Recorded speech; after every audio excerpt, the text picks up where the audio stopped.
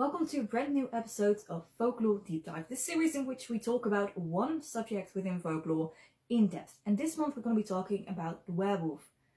Because we talked about some stories about where werewolves show up, but how do you recognize a werewolf? There are many theories about that.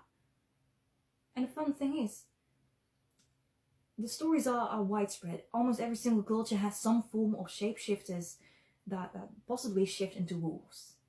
But there's not one consensus about what signifies that one person has the ability to do this. So a lot of different cultures' folklore have different theories about this, which I think is very interesting. Because when I grew up, I learned that you could recognize a werewolf by the size of their fingers. If their middle finger and the ring finger were the same size, the chances were very big that they were werewolves. The same if they had pointy ears or if they had a unibrow.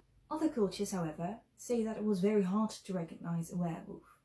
Maybe they showed some wolfish signs in real life, having a hunger for raw meat and being more violent than others. Maybe they had long, curved nails. Maybe their teeth were a bit sharper or their eyes would flash yellow. Every single culture has a different theory about recognizing a werewolf. But it was still pretty hard to do so. The one way that you could be certain that someone was a werewolf is if you were attacked and you managed to survive and you managed to damage the werewolf.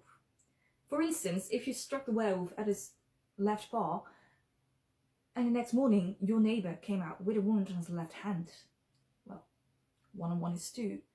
The chances of that guy being a werewolf were pretty big.